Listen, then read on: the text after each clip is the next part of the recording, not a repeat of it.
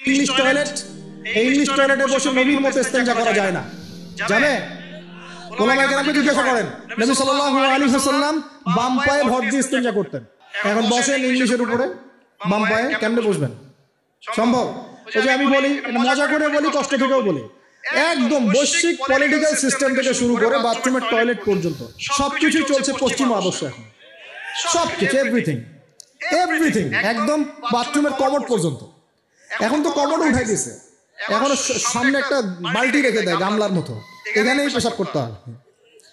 দেখেন নাই মনে হয় আপনারা, দেখবেন অচিরে এগুলো আসতেছে সামনে, দাঁড়ায় দাঁড়ায় বসার কোনো সুযোগ নাই। আর সবগুলো মাপ সমান।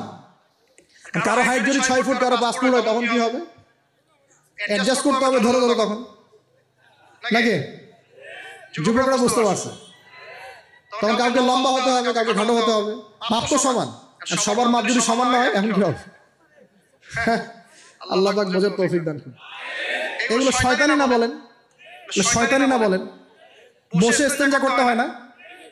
বসে ইস্তেঞ্জা না, এই পেশাবের ছিটা ফাটার কারণে কবরে আযাব হয় না? আপনারা হাদিসে জানেন না?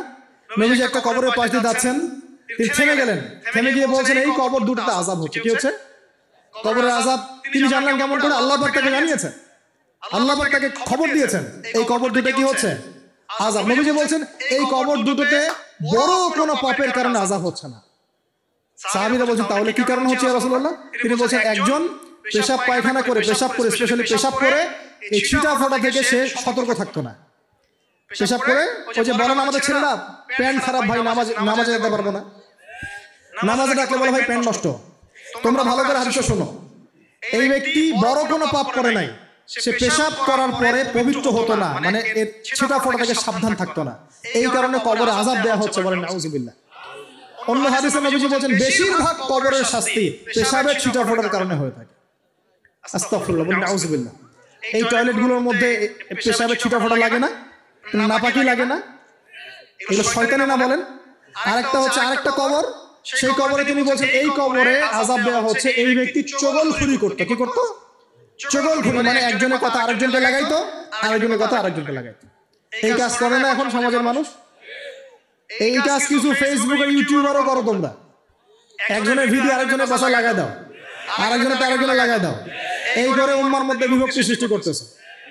কিছু কিছু কারণে, এসব কারণে রেস্ট্রিকশন দিতে হয়েছে আমাদেরকে, কিছু মনে করবেন না।